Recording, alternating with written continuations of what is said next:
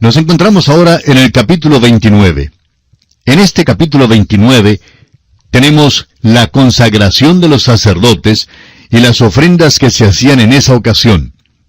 El capítulo 29 es un capítulo largo y en realidad no es tan interesante y conmovedor en su totalidad como lo pudiera ser. Sin embargo, estamos confiados que el Espíritu de Dios quiere usarlo para ministrarnos. Este es el libro básico de Dios para nosotros y contiene grandes lecciones espirituales. Dando comienzo a este capítulo 29 de Éxodo, leamos entonces el versículo 1 que dice: «Esto es lo que les harás para consagrarlos, para que sean mis sacerdotes. Toma un becerro de la vacada y 2 carneros sin defecto». La consagración de un creyente no tiene nada que ver con lo que él mismo hace. Lo que vale es lo que Dios hace por nosotros. Nuestra consagración a Dios se apoya en la obra consumada de Cristo. Tiene que apoyarse en ella. Sigamos adelante con este capítulo 29 de Éxodo y leamos los versículos 2 al 4. «Y panes sin levadura, y tortas sin levadura amasadas con aceite, y hojaldres sin levadura untadas con aceite.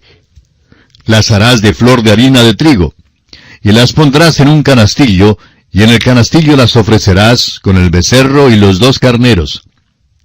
Y llevarás a Aarón y a sus hijos a la puerta del tabernáculo de reunión, y los lavarás con agua». El lavamiento es típico de la regeneración. El apóstol Pablo en su carta a Tito capítulo 3 versículo 5 nos dice que nos salvó, no por obras de justicia que nosotros hubiéramos hecho, sino por su misericordia, por el lavamiento de la regeneración y por la renovación en el Espíritu Santo. El lavamiento mencionado en este pasaje tiene que ver con la regeneración, pero la fuente de bronce tiene que ver con un lavamiento totalmente diferente. Ahora Moisés pondrá a Aarón las vestiduras. Leamos los versículos 5 hasta el 9.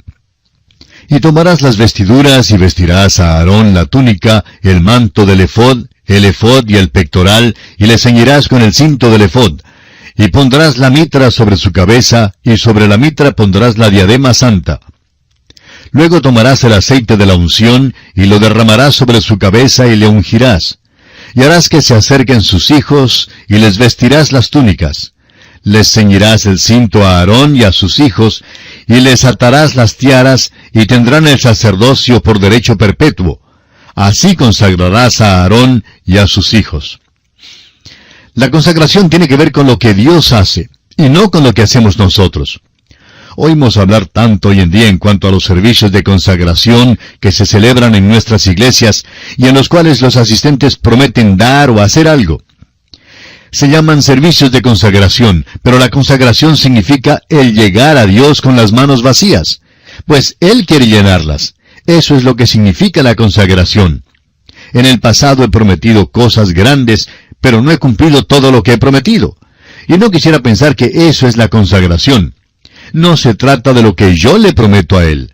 La consagración es el acudir a Dios con las manos vacías, confesando nuestras debilidades y nuestra insuficiencia para hacer las cosas, y dejando que Dios haga lo demás.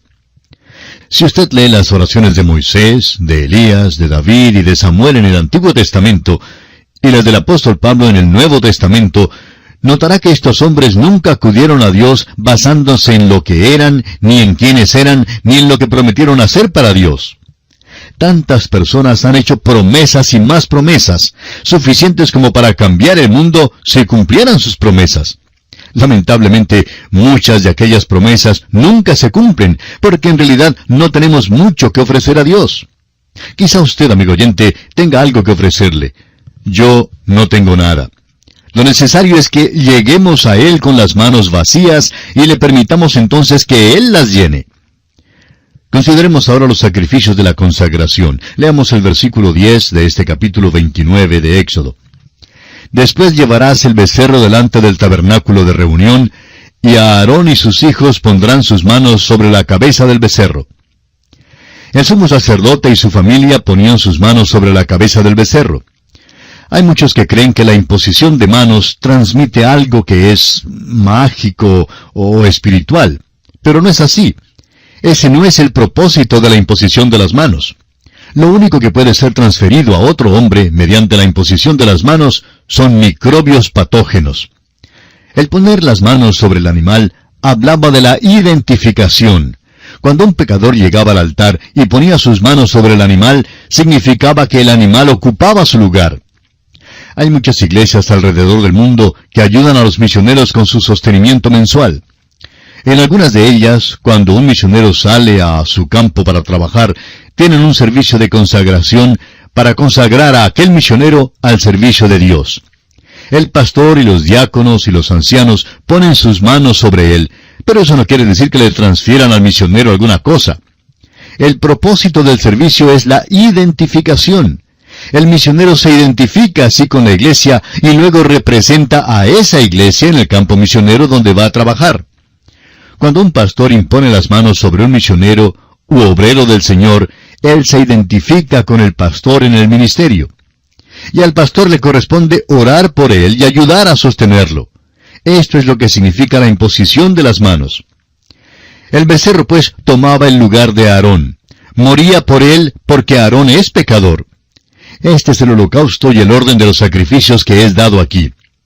En Levítico capítulo 5 se dan 5 ofrendas. Allí por primera vez se da la ofrenda por el pecado. Sin embargo, el holocausto existió primero. Aún en el huerto de Edén hubo un holocausto. El altar que hemos identificado como el altar de bronce a veces se llama el altar del holocausto porque fue aquí donde el sacrificio principal era ofrecido.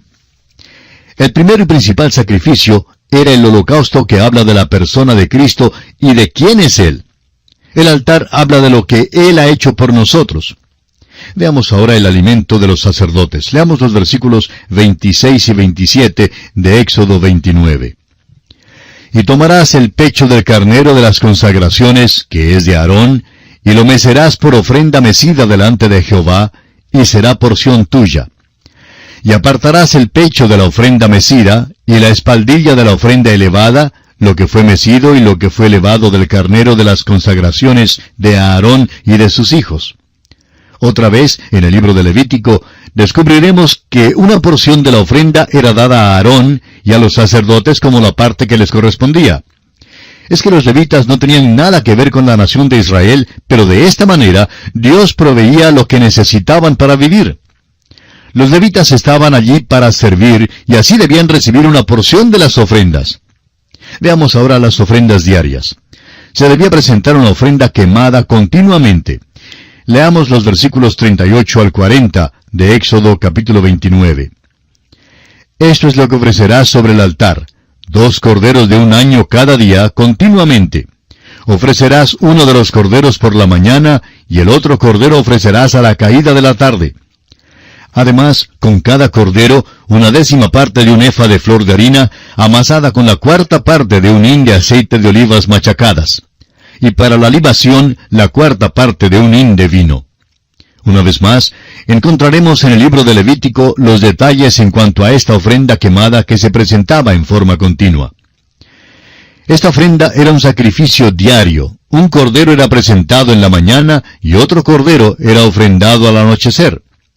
Esta ofrenda nos habla del hecho de que el hombre necesita algo que le recuerde continuamente que se necesitaba a alguien que lo reemplazara, y que la paga del pecado era la muerte. El pecado necesita del derramamiento de sangre. El libro de Hebreos expone esta verdad en el capítulo 9, versículo 26, donde dice: de otra manera le hubiera sido necesario padecer muchas veces desde el principio del mundo, pero ahora, en la consumación de los siglos, se presentó una vez para siempre por el sacrificio de sí mismo para quitar de en medio el pecado. Esto, por supuesto, habla del sacrificio del Señor Jesucristo. La sangre de toros, machos cabríos y corderos no podía quitar el pecado, pero la sangre de Jesucristo sí pudo quitarlo. El Señor ha tratado efectivamente al pecado. Murió una sola vez, pero arregló la cuestión del pecado para siempre. Y así, amigo oyente, concluye este estudio del capítulo 29 de este libro de Éxodo.